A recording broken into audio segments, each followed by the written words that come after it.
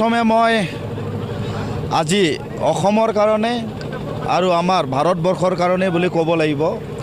আমাৰ হাৰ্টথ্ৰব জুবিন গাৰ্গ তেখেতৰ যি খবৰ, সেই খবৰ শুনি আমি বিশ্বাস কৰিব পৰা নাই।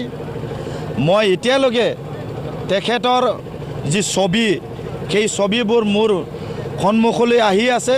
গতিকে মই ৰৌতাবাসীৰ হৈ দুখ প্ৰকাশ কৰিছোঁ আৰু ভাষাৰে বুজাব নোৱাৰোঁ। আজি আমাৰ ৰৌতা সমষ্টিত ৰাতিপুৱাৰ পৰা ভিক্টৰী ৰেলী আমি আয়োজন কৰিছিলোঁ।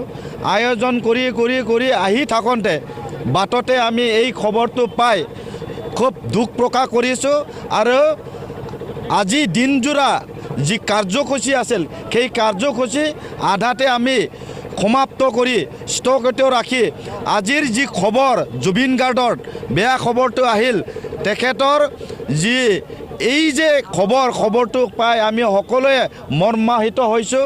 গতিকে দুখ প্ৰকাশ কৰিছোঁ। আজি সঁচাকৈ ভাল দিন যদিও আজি বেয়া দিন, যি এটা খবৰ আমাৰ মাজলৈ আহিল। গতিকে মই তেখেতৰ যি আত্মীয় বা তেখেতৰ যি সদগতিৰ জীৱন, সেই তাৰে মই তেখেতৰ মানে হেৰি মানিছোঁ যে তেখেতৰ যি জীৱনৰ ভৱিষ্যত, তেখেতে যি আমাৰ মাজত কাম কৰি থৈ গৈছিলে, সেইখিনি আমি কেতিয়াও পাহৰিব নোৱাৰোঁ। মই এই সময়ত আমাৰ গোটাই কাৰ্যকৰ্তা, আমাৰ যিসকল প্ৰাইমাৰী কমিটি, বুথ কমিটি, সকলোকে মই ধন্যবাদ জ্ঞাপন কৰিছোঁ আৰু ৰৌতাবাসীক মই আহ্বান জনাব বিচাৰিছোঁ, অহা 22 তাৰিখে যাতে ঘৰৰ পৰা ওলাই আহি ট্ৰেক্টৰৰ ছবিত ভোট দিয়ে, মই তাকেই অনুৰোধ জনাই এই সময়ত সকলোকে মই ধন্যবাদ জ্ঞাপন কৰিছোঁ।